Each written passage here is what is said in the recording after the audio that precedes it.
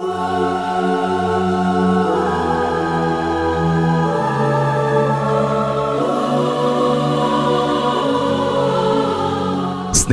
ನಮಸ್ಕಾರ.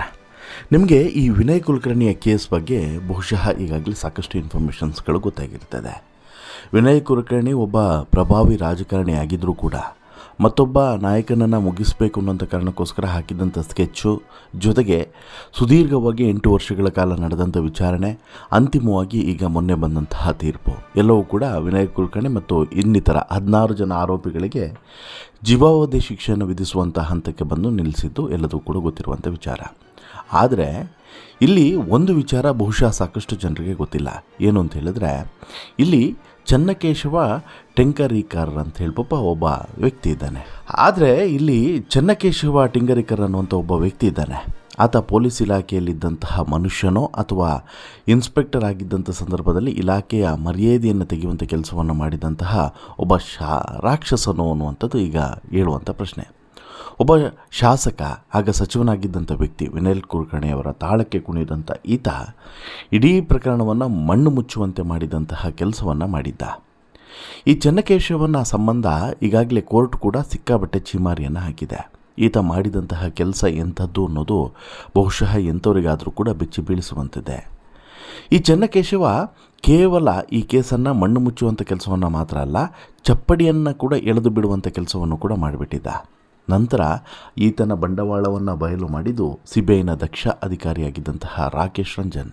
ಹೌದು, ರಾಕೇಶ್ ರಂಜನ್ ಅವರಿಗೆ ಯಾವಾಗ ಈ ಪ್ರಕರಣದ ಬಗ್ಗೆ ಗಾಂಭೀರ್ಯತೆ ಬರ್ತದೋ, ಜೊತೆಗೆ ಈ ಎಲ್ಲ ವಿಚಾರಗಳು ತನಿಖೆ ಹಂತದಲ್ಲಿ ಗೊತ್ತಾಗ್ತಾ ಹೋಗ್ತದೋ, ಆಗ ಓರ್ವ ಒಬ್ಬ ಭ್ರಷ್ಟ ಅಧಿಕಾರಿಯನ್ನು ಈ ದಕ್ಷ ಅಧಿಕಾರಿ ಸೆರೆ ಹಿಡಿಯೋದರಲ್ಲಿ ಯಶಸ್ವಿ ಆಗ್ತಾರೆ. ಜೊತೆಗೆ ಈ ಪ್ರಕರಣದ ರಹಸ್ಯಗಳು ಕೂಡ ಭೇದಿಸೋದಕ್ಕೆ ಶುರುವಾಗ್ತದೆ. ಮಾಧ್ಯಮಗಳಲ್ಲಿ ಮಾತನಾಡ್ತಾ ಇರುವಂಥ ಸಂದರ್ಭದಲ್ಲಿ ಯೋಗೇಶ್ ಗೌಡ ಅವರ ಪತ್ನಿ ಮಲ್ಲವ್ವ ಇದೇ ಮಾತನ್ನು ಹೇಳಿದ್ರು. ದೊಡ್ಡ ಮಟ್ಟಿಗೆ ಧ್ವನಿಯನ್ನು ಎತ್ತಿದ್ರು. ಗಂಡನ ಪರವಾಗಿ ಇದ್ದಕ್ಕಿದ್ದ ಹಾಗೆ ಮಲ್ಲವ್ವ ಸೈಲೆಂಟ್ ಆಗಿ ಬಿಡ್ತಾರೆ. ಅಂದರೆ ಎಲ್ಲಿವರೆಗೆ ಅಂತ ಹೇಳಿದ್ರೆ, ಮಲ್ಲವ್ವಂಗೆ ಟಿಕೆಟ್ ಆಸೆಯನ್ನು ಕೂಡ ಕೊಡಿಸ್ಬಿಟ್ಟಿದ್ರು ಕಾಂಗ್ರೆಸ್ನ ನಾಯಕರುಗಳು. ಕಾಂಗ್ರೆಸ್ ಪಕ್ಷಕ್ಕೆ ಸೇರ್ಪಡೆಯಾಗಿ ನಿಮಗೆ ಟಿಕೆಟನ್ನು ಕೊಡ್ತೀವಿ ಅಂತಲೂ ಕೂಡ ಹೇಳಿದರು. ಆದರೆ ಮಲ್ಲವ್ವ ಇದಕ್ಕೆ ಬಲಿಯಾಗಲಿಲ್ಲ. ಜೊತೆಗೆ ಮಲ್ಲವ್ವನ ಬೆಂಬಲಕ್ಕೆ ಇಡೀ ವ್ಯವಸ್ಥೆಯೇ ನಿಂತು ಬಿಡ್ತು. ಹಾಗೆಯೇ ವಿನಯ್ ಕುಲಕರ್ಣಿಯ ಪರವಾಗಿ ಮಾತನಾಡೋದಕ್ಕೆ ಶುರು ಮಾಡಿಕೊಂಡು ಬಿಡ್ತಾರೆ ಅನ್ನುವಂಥ ಅನುಮಾನ ಸುಳ್ಳಾಯಿತು. ಹಾಗೆಯೇ ಇಲ್ಲಿ ಈ ಪ್ರಕರಣವನ್ನು ಹಂತವಾಗಿ ವಿಚಾರಣೆ ನಡೆಸ್ತಾ ಹೋದಂಥ ಸಿಬಿಐಗೆ ಈ ಪ್ರಕರಣದಲ್ಲಿ ಯಾರೆಲ್ಲ ಏನೆಲ್ಲ ಮಾಡಿದ್ದಾರೆ ಅನ್ನೋದು ಕೂಡ ಗೊತ್ತಾಗ್ತಾ ಹೋಯಿತು. ಅಷ್ಟು ಮಾತ್ರವಲ್ಲ, ವಿನಯ್ ಕುಲಕರ್ಣಿಯ ಬೂಟನ್ನು ನಕ್ಕಿದಂತಹ ಅದೆಷ್ಟು ಜನ ಅಧಿಕಾರಿಗಳು ಇವತ್ತಿಗೆ ಒಂದು ರೀತಿಯಲ್ಲಿ ತಲೆ ಮೇಲೆ ಕೈ ಇಟ್ಕೊಂಡು ಕೂರುವಂಥ ಪರಿಸ್ಥಿತಿ ನಿರ್ಮಾಣ ಆಗಿದೆ. ಹೌದು, ವಿನಯ್ ಕುಲಕರ್ಣಿಗೆ ಏನು ಕಡಿಮೆ ಆಗಿತ್ತು ಹೇಳಿ? ಕೋಟಿಗಟ್ಟಲೆ ಆಸ್ತಿ ಇತ್ತು, ಬೇಕಾದಷ್ಟು ಅಧಿಕಾರವೂ ಕೂಡ ಸಿಕ್ಕಿತ್ತು, ಸಚಿವರಾಗಿದ್ದರೂ ಕೂಡ. ಸರ್ಕಾರದಲ್ಲಿ ಒಬ್ಬ ಪ್ರಮುಖ ಸಚಿವನಾಗಿದ್ದಾಗ ಆತನ ಮಾತನ್ನೇ ಎಲ್ಲರೂ ಕೂಡ ಕೇಳ್ತಾರೆ. ಅದೇ ರೀತಿ ಇತ್ತು. ಪಕ್ಷದಲ್ಲಿ ಒಳ್ಳೆಯ ಹೆಸರು ಕೂಡ ಇತ್ತು. ಇನ್ನು ಹುಬ್ಬಳ್ಳಿ ಧಾರವಾಡ ಭಾಗದಲ್ಲೂ ಕೂಡ ಒಳ್ಳೆಯ ಹೆಸರಿತ್ತು.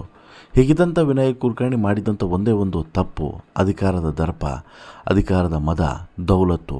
ಒಬ್ಬ ವ್ಯಕ್ತಿಯನ್ನು ಹತ್ಯೆ ಮಾಡುವಂಥ ಹಂತವರೆಗೂ ಹೋಗಿದ್ದು, ಹತ್ಯೆ ಮಾಡುವ ಹಂತದವರೆಗೂ ಕೂಡ ಹೋಗಿದ್ದು ಕ್ಷಮಿಸೋಕ್ಕೆ ಸಾಧ್ಯವಿರದಂಥ ಸಂಗತಿ.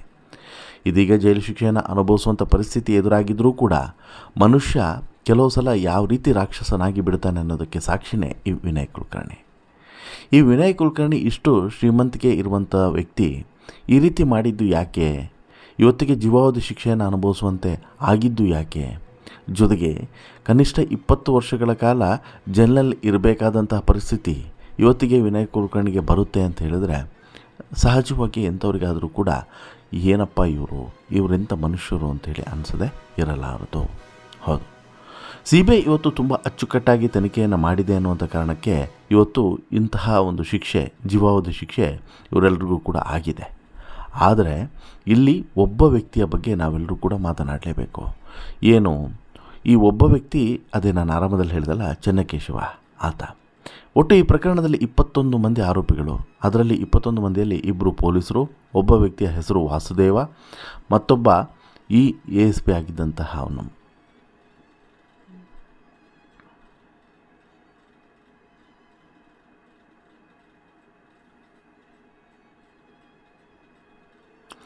ಒಟ್ಟು 21 ಮಂದಿ. ಇದರಲ್ಲಿ ಕೆಲವೊಂದಷ್ಟು ಜನ ಪೊಲೀಸರು ಕೂಡ ಇದ್ದಾರೆ ಅನ್ನೋದನ್ನು ನಾವಿಲ್ಲಿ ಗಮನಿಸಬೇಕು. ಹಾಗೆಯೇ ಸ್ವಲ್ಪ ಜನ ಈ ಪ್ರಕರಣದಲ್ಲಿ ನಿರ್ದೋಷಿಗಳು ಅಂತ ಹೇಳಿಬಿಟ್ಟು ತೀರ್ಪು ಕೂಡ ಬಂದಿದೆ. ಹಾಗೆಯೇ ಈಗ ಉಳಿದಂತಹ 17 ಜನ ಆರೋಪಿಗಳ ಮೇಲೆ ಈಗ ಕೋರ್ಟು ಕಠಿಣವಾದಂಥ ಶಿಕ್ಷೆಯನ್ನೇ ವಿಧಿಸಿದೆ. ಅಂದರೆ ಈಗ ಈ ಪ್ರಕರಣದಲ್ಲಿ ಸುದೀರ್ಘವಾದಂಥ ವಿಚಾರಣೆ ನಡೆದಿದೆ. ಹಂತ ಹಂತವಾದಂಥ ವಿಚಾರಣೆ ನಡೆದು ಈ ಪ್ರಮಾಣದಲ್ಲಿ ಶಿಕ್ಷೆಯನ್ನು ವಿಧಿಸಲಾಗಿದೆ. ಇನ್ನು ಇಲ್ಲಿ ಪೊಲೀಸರು ಒಂದು ರೀತಿಯಲ್ಲಿ ಈ ವಿನಯ್ ಕುಲಕರ್ಣಿ ಹೇಳಿದಂಥ ರೀತಿಯೇ ವರ್ತನೆಯನ್ನು ಮಾಡಿದ್ದಾರೆ ಅನ್ನೋದನ್ನು ನಾವಿಲ್ಲಿ ಅರ್ಥ ಮಾಡ್ಕೋಬೇಕು. ಕೆಲವು ಪೊಲೀಸ್ ಅಧಿಕಾರಿಗಳು ಬೆದರಿಕೆಯನ್ನು ಕೂಡ ಹಾಕ್ತಿದ್ರು. ಅಂದರೆ ಈ ಯೋಗೀಶ್ ಗೌಡ ಕುಟುಂಬಸ್ಥರ ಮೇಲೆ ನಿರಂತರವಾದಂಥ ಬೆದರಿಕೆಯನ್ನು ಹಾಕ್ತಿದ್ರು. ಮತ್ತು ಈ ಪ್ರಕರಣದಲ್ಲಿ ಯಾರೆಲ್ಲ ವಿನಯ್ ಕುಲಕರ್ಣಿ ಮತ್ತು ಇತರರ ವಿರುದ್ಧವಾಗಿ ನಿಂತಿದ್ದಾರೆ ನೋಡಿ, ಅವರ ವಿರುದ್ಧವೂ ಕೂಡ ನಿರಂತರವಾದಂಥ ಬೆದರಿಕೆಯನ್ನು ಹಾಕ್ತಾಯಿದ್ರು. ಪುಡಿ ರೌಡಿಗಳ ರೀತಿಯಲ್ಲಿ ಬೆದರಿಕೆಯನ್ನು ಹಾಕ್ತಾಯಿದ್ರು. ಅದೇ ರೀತಿ ಬೆದರಿಕೆ ಹಾಕ್ತಿದ್ದಂಥ ಚೆನ್ನಕೇಶವಂಗೆ 7 ವರ್ಷ ಜೈಲು ಶಿಕ್ಷೆ ಆಗಿದೆ. ಯಾಕೆ ಈತನಿಗೆ ಯಾಕೆ ಜೈಲು ಶಿಕ್ಷೆ ಆಯಿತು? ಇದೇ ವೆರಿ ಇಂಪಾರ್ಟೆಂಟು. ಈತ ದೊಡ್ಡವ್ರ ಮನೆಯ ಬೂಟನ್ನು ನೆಕ್ಕುವಂತಹ ಪೊಲೀಸ್ ಅಧಿಕಾರಿಯಾಗಿದ್ದ. ದೊಡ್ಡವರ ತಾಳಕ್ಕೆ ಕುಣಿತಾ ಇದ್ದಂತಹ ಪ್ರಕರಣದ ದಿಕ್ಕನ್ನು ಬದಲಾಯಿಸುವಂಥ ಕೆಲಸವನ್ನು ಮಾಡ್ತಿದ್ದ. ಇನ್ನೊಬ್ಬರ ಕಣ್ಣಲ್ಲಿ ಕಣ್ಣೀರು ಹಾಕಿಸುವಂತಹ ದುಷ್ಟ ಈತನಾಗಿದ್ದ. ಈತ ಪೊಲೀಸ್ ಇಲಾಖೆಯಲ್ಲಿ ಇರೋದಕ್ಕೆ ಅನ್ಫಿಟ್ ಅನ್ನೋದನ್ನು ಈಗಾಗಲೇ ಕೋರ್ಟ್ ಕೂಡ ಎಚ್ಚರಿಕೆಯನ್ನು ಕೊಟ್ಟಿದೆ. ಇದೇ ರೀತಿ ಮಾಡುವಂತಹ ಇತರ ಅಧಿಕಾರಿಗಳಿಗೂ ಕೂಡ ಇದೊಂದು ವಾರ್ನಿಂಗ್ ಅಂತಲೂ ಕೂಡ ಹೇಳ್ಬೋದು. ಅಂದರೆ ಇಲ್ಲಿ ಈತ ಏನು ಮಾಡ್ತಿದ್ದ ಅಂತ ಹೇಳಿದ್ರೆ, ಈ ವಿನಯ್ ಕುಲಕರ್ಣಿ ಏನು ಹೇಳ್ತಾರೋ ಅದೇ ರೀತಿ ಮಾಡ್ತಾಯಿದ್ದ. ಅವರು ಹೇಳಿದಂತಹ ಪ್ರತಿಯೊಂದು ಕೆಲಸವನ್ನು ಕೂಡ ಚಾಚು ತಪ್ಪದೆ ಮಾಡ್ತಾಯಿದ್ದ ಈ ಚೆನ್ನಕೇಶವ. ಈ ಚೆನ್ನಕೇಶವ ಪಾತ್ರ ಏನು ಅನ್ನೋದನ್ನು ಗಮನಿಸ್ತಾ ಹೋದಾಗ ಮೊದಲಿಗೆ ಈತನ ಪಾತ್ರ ಏನು ಅಂದರೆ, ವಿನಯ್ ಕುಲಕರ್ಣಿ ಹಾಗೆ ಯೋಗೀಶ್ ಗೌಡನ ನಡುವೆ ಜಟಾಪಟಿ ಎಲ್ಲವೂ ಕೂಡ ಶುರುವಾಗುತ್ತಲ್ಲ, ಆಗ ವಿನಯ್ ಕುಲಕರ್ಣಿ ಪ್ರಭಾವಿ ಸಚಿವ, ಧಾರವಾಡದ ಉಸ್ತುವಾರಿ ಸಚಿವರು ಕೂಡ ಹೌದು. ಆಗ ವಿನಯ್ ಕುಲಕರ್ಣಿ ಯೋಗೇಶ್ ಗೌಡನ ಹತ್ಯೆ ಮಾಡಬೇಕು ಅಂತೇಳಿ ಪ್ಲ್ಯಾನ್ ಮಾಡ್ತಾರೆ. ಪ್ಲ್ಯಾನ್ ಮಾಡಿದ್ದು ಹೇಗೆ ಅಂತ ಹೇಳಿದ್ರೆ, ಒಂದು ರೆಸಾರ್ಟ್ನಲ್ಲಿ ಸಭೆ ಸೇರ್ತಾರೆ. ಆ ಸಭೆಗೆ ಈ ಚೆನ್ನಕೇಶವ ಸೇರಿದಂತೆ ಸಾಕಷ್ಟು ಪೊಲೀಸ್ ಅಧಿಕಾರಿಗಳು ಕೂಡ ಬಂದಿರ್ತಾರೆ. ಅದಾದ ಮೇಲೆ ಮುಂಚೆಯಿಂದನೇ ಈ ಹತ್ಯೆಯ ಒಂದೊಂದೇ ಪ್ಲಾನಿಂಗ್ಗಳು ನಡೆಯೋದಕ್ಕೆ ಶುರು ಆಗ್ತವೆ. ಹೇಗೆ ಹತ್ಯೆ ಮಾಡಬೇಕು, ಆನಂತರ ಏನು ಮಾಡಬೇಕು, ಎಲ್ಲವೂ ಕೂಡ ಪ್ಲ್ಯಾನ್ಗಳು ನಡೀತವೆ. ಮೊದಲೇ ಪ್ಲ್ಯಾನ್ ಮಾಡಿದ್ರೆ ಒಂದೊಂದೇ ಆಯಾಮದ ಪ್ರಕಾರನೇ ಈ ಯೋಗೀಶ್ ಗೌಡ ಹತ್ಯೆಯು ಕೂಡ ಆಗಿ ಹೋಗುತ್ತೆ. ಅದಾದ ಬಳಿಕ ಚೆನ್ನಕೇಶವ ಪಾತ್ರ ಏನು ಅಂದರೆ, ಈ ಹತ್ಯೆ ಆಗ್ತಾ ಇದ್ದ ಹಾಗೆ ಯೋಗೀಶ್ ಗೌಡ ಪತ್ನಿ ಮಲ್ಲವ್ವ ಇದೇ ಚೆನ್ನಕೇಶವ ಹತ್ತಿರ ಹೋಗಿ ದೂರು ಕೊಡೋದಕ್ಕೆ ಅಂತೇಳಿ ಹೋಗ್ತಾರೆ. ಕಣ್ಣೀರನ್ನು ಹಾಕ್ತಾರೆ, ಸಂಕಟವನ್ನು ತೋಡಿಕೊಳ್ಳುತ್ತಾರೆ. ಆದರೆ ಆರಂಭದಲ್ಲಿ ಚೆನ್ನಕೇಶವ ದೂರನ್ನು ತೆಗೆದುಕೊಳ್ಳೋದೇ ಇಲ್ಲ.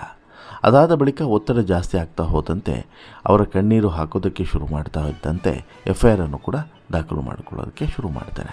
ಅದರಲ್ಲಿ ವಿನಯ್ ಕುಲಕರ್ಣಿಯವರ ಹೆಸರು ಇರೋದೇ ಇಲ್ಲ. ವಿನಯ್ ಕುಲಕರ್ಣಿಯವರ ಹೆಸರನ್ನು ಪ್ರಸ್ತಾಪ ಮಾಡಿದರೂ ಕೂಡ ವಿನಯ್ ಕುಲಕರ್ಣಿ ಹೆಸರನ್ನು ಅದರಲ್ಲಿ ಚೆನ್ನಕೇಶವ ಸೇರಿಸೋದೇ ಇಲ್ಲ. ಯಾಕಂದರೆ ವಿನಯ್ ಕುಲಕರ್ಣಿಯ ಬೂಟನ್ನು ನೆಕ್ಕುವಂಥ ಕೆಲಸವನ್ನು ಈ ಮನುಷ್ಯ ಅದಾಗಲೇ ಮಾಡಿ ಆಗಿತ್ತು. ಕಾಕಿ ಡ್ರೆಸ್ಸನ್ನು ಹಾಕಿ ಮಾಡಬಾರದ ಕೆಲಸವನ್ನು ಮಾಡಿದಂಥ ಚೆನ್ನಕೇಶವ ಅದಾಗಲೇ ತಾನು ಯಾವ ರೀತಿ ವಿನಯ್ ಕುಲಕರ್ಣಿಯವರನ್ನು ಸೇಫ್ ಮಾಡ್ಬೋದು, ಮುಂಚೆ ಪ್ಲ್ಯಾನ್ ಆಗಿತ್ತಲ್ಲ ಅದೇ ರೀತಿ ಮಾಡಿದರು.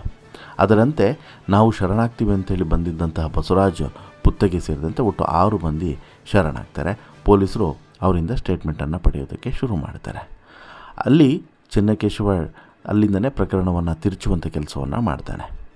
ಈ ಚೆನ್ನಕೇಶವಂಗೆ ಗೊತ್ತಿತ್ತು ನಿಜವಾಗ್ಲೂ ಕೂಡ ಕೊಲೆ ಮಾಡಿದಂಥವ್ರು ಯಾರು ಅಂತ ಹೇಳಿ.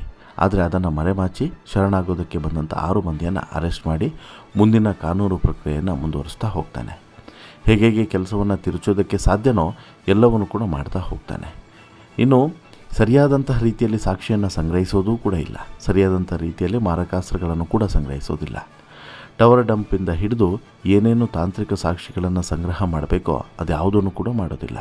ಅದರ ಬದಲಾಗಿ ಚೆನ್ನಕೇಶವ ಮಾಡಿದ್ದೇನು ಅಂದರೆ, ಆ 6 ಮಂದಿ ನಾವೇ ಆರೋಪಿಗಳು ಅಂತೇಳಿ ಬಂದಿದ್ರಲ್ಲ ಅವರಿಗೇ ಪೂರಕವಾದಂಥ ಸಾಕ್ಷಿಯನ್ನು ಸೃಷ್ಟಿಸುವಂಥ ಕೆಲಸವನ್ನು ಮಾಡಿದ್ದ. ನಿಜವಾದಂಥ ಸಾಕ್ಷಿಗಳನ್ನು ನಾಶ ಮಾಡೋದು, ಇಲ್ಲದಿರುವಂತಹ ಸಾಕ್ಷಿಗಳನ್ನು ಸೃಷ್ಟಿ ಮಾಡುವಂಥ ಕೆಲಸವನ್ನು ಮಾಡಿದ್ದ ಚೆನ್ನಕೇಶವ. ಹಂತವಾಗಿ ಚೆನ್ನಕೇಶವ ಸರಿಯಾದಂಥ ರೀತಿಯಲ್ಲಿ ತನಿಖೆ ಕೂಡ ಮಾಡದೆ ದೋಷಾರೋಪಣ ಪಟ್ಟಿಯನ್ನು ಕೂಡ ಸಲ್ಲಿಕೆ ಮಾಡಿಬಿಡ್ತಾನೆ. ಅಲ್ಲಿ ವಿನಯ್ ಕುಲಕರ್ಣಿ ಸಮೀಪಕ್ಕೂ ಕೂಡ ಪ್ರಕರಣ ಹೋಗದ ರೀತಿಯಲ್ಲಿ ನೋಡಿಕೊಳ್ತಾನೆ. ಅದಾದ ಬಳಿಕ ಒಂದಷ್ಟು ಮಂದಿ ವಿನಯ್ ಕುಲಕರ್ಣಿ ಹೆಸರನ್ನು ಹೇಳೋದಕ್ಕೆ ಶುರು ಮಾಡ್ತಾರಲ್ಲ, ಆ ಸಂದರ್ಭದಲ್ಲಿ ಚೆನ್ನಕೇಶವ ಯಾರ್ಯಾರು ವಿನಯ್ ಕುಲಕರ್ಣಿ ಹೆಸರನ್ನು ಹೇಳ್ತಾರೋ ಅವರಿಗೆ ಧಮಕಿಯನ್ನು ಹಾಕುವಂಥ ಕೆಲಸವನ್ನು ಮಾಡ್ತಾನೆ, ಬೆದರಿಸುವಂಥ ಕೆಲಸವನ್ನು ಕೂಡ ಮಾಡ್ತಾನೆ. ಇನ್ನು ಚೆನ್ನಕೇಶವ ಇನ್ನೊಂದಷ್ಟು ಮಂದಿ ಪೊಲೀಸ್ ಇಲಾಖೆಯಲ್ಲಿರುವಂತಹ ದುಷ್ಟರು ಇವನಿಗೆ ಸಾಥನ್ನು ಕೂಡ ಕೊಡ್ತಾರೆ. DYSP ತುಳಜಪ್ಪ ಸುಲ್ಫಿ ಅಂತ ಇವರ ಹೆಸರು ಕೂಡ ಕೇಳಿ ಬಂದಿತ್ತು. ಇದೇ ಯೋಗೇಶ್ ಗೌಡ ಅಣ್ಣನಿಗೆ ಹೋಗಿ ಬೆದರಿಕೆಯನ್ನು ಹಾಕಿದಂತಹ ಪ್ರಕರಣಕ್ಕೆ ಸಂಬಂಧಪಟ್ಟಂತೆ. ಇನ್ನು ರಾಜಿ ಸಂಧಾನಕ್ಕೂ ಕೂಡ ಪ್ರಯತ್ನವನ್ನು ಪಡ್ತಾರೆ. ಹಾಗೆ ಚಂದ್ರಶೇಖರ್ ಅಂತೇಳಿ ಇನ್ನೊಬ್ಬ ಪೊಲೀಸು, ಇವರ ಹೆಸರನ್ನು ಕೂಡ ಕೇಳಿ ಬಂದಿತ್ತು. ಇವರ ಹೆಸರು ಏನಂತ ಹೇಳಿದ್ರೆ, ಇಲ್ಲಿ ಈ ಪ್ರಕರಣವನ್ನು ತಿರುಚುವಂಥದ್ದು ಅಥವಾ ಮುಚ್ಚಾಕುವಂಥ ಕೆಲಸವನ್ನು ಕೂಡ ಮಾಡಿದರು ಅಂಥೇಳಿ ಆರೋಪಗಳು ಕೇಳಿಬಂದಿತ್ತು. ಈ ರೀತಿ ಚೆನ್ನಕೇಶವ ಬಗ್ಗೆ ಇನ್ನೊಂದಷ್ಟು ಮಂದಿ ಬೇರೆ ಬೇರೆ ಅಧಿಕಾರಿಗಳ ಬಗ್ಗೆ ಪ್ರಕರಣದ ಈ ಬೇರೆ ಬೇರೆ ಆಯಾಮಗಳು ಕೂಡ ನಿಂತಿದ್ದವು ಅನ್ನೋದು ಕೂಡ ಸತ್ಯ. ಇನ್ನು ಚೆನ್ನಕೇಶವನ ಟೈಮ್ ಬಹಳ ಚೆನ್ನಾಗಿತ್ತು. ಆರಾಮಾಗಿ ಲಂಚವನ್ನು ಸ್ವೀಕರಿಸಿ ಏನೇನು ಮಾಡಬೇಕೋ ಎಲ್ಲವನ್ನೂ ಕೂಡ ಮಾಡ್ಕೊಂಡು ಹೋಗಿದ್ದ. ಆದರೆ 19ರಲ್ಲಿ ಯಡಿಯೂರಪ್ಪನವರ ಸರ್ಕಾರ ಬರ್ತದೆ. CBI ತನಿಖೆಗೆ ಈ ಪ್ರಕರಣವನ್ನು ವಹಿಸ್ತಾರೆ. ತನಿಖೆಯ ಆರಂಭದಲ್ಲಿ ಸಕ್ಸಸ್ ಸಿಗ್ತದೆ. ನಿಜವಾದಂತಹ ಆರೋಪಿಗಳು 6ರಿಂದ 7 ಮಂದಿಯನ್ನು ಬಂಧಿಸಲಾಗ್ತದೆ. ಅವರೆಲ್ಲರೂ ಕೂಡ ಒಂದಷ್ಟು ಹೆಸರುಗಳನ್ನು ಬಾಯ್ಬಿಡ್ತಾ ಹೋಗ್ತಾರೆ. ಅದರಲ್ಲಿ ಒಂದು ಈ ಚೆನ್ನಕೇಶವ ಅನ್ನುವಂಥ ಹೆಸರು. ಹೌದು, CBI ಅಧಿಕಾರಿಗಳು ಪೊಲೀಸರು ನಡೆಸಿದಂಥ ತನಿಖೆಯನ್ನು ನೋಡಿ ಬೆಚ್ಚಿ ಬೀಳ್ತಾರೆ. ಧಾರವಾಡ ಉಪನಗರ ಪೊಲೀಸ್ ಠಾಣೆಯಲ್ಲಿ ಇನ್ಸ್ಪೆಕ್ಟರ್ ಆಗಿದ್ದಂಥ ಚೆನ್ನಕೇಶವ ಆಗ ತನಿಖಾಧಿಕಾರಿ ಕೂಡ ಆಗಿದ್ದ.